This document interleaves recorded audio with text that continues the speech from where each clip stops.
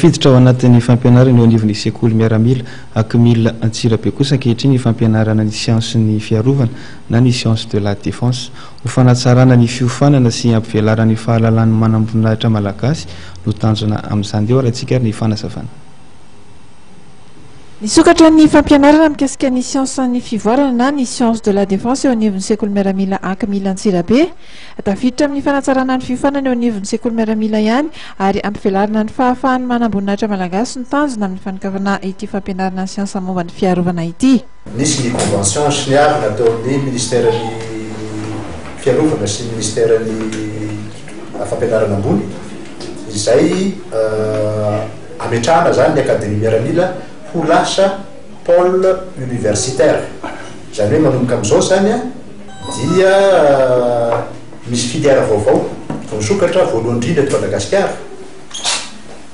izay lazaina hoe science de la défense izay ahafahana reto mpianatra manam-boninahitra reto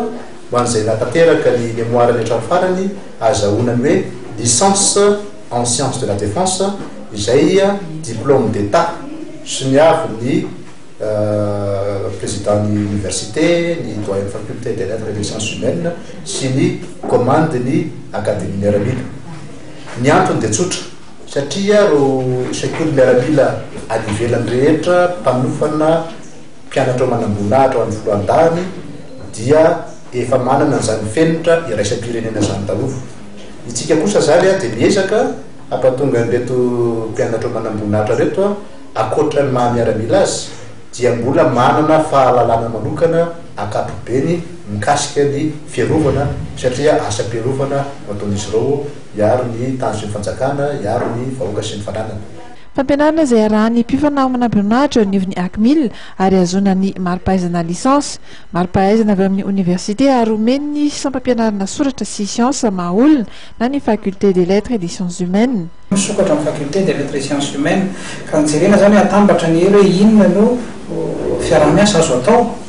satria hitanareo amin'izao fotoana izao zany fa be da be ny fiarah-miasa azo atao, be da be ny zavatra soa ho an'ireo tanora hitondra an'ireo firenena ireo sy indrindra miova zany le zava-misy amin'izao fotoana izao atao ny teny français contexte na resaka défense zany raha miova ka fanampiana hoe mpampianatra mpitiako avy aty amin'ny faculté des lettres et sciences humaines mampianatra ireo mpianatra manam-boninahitra ireo miaraka amin'ireo manam-boninahitra any amin'ny tafika malagasy ny gendarmerie-pirenena zany dia ahafahana manome an'ity diplôme licence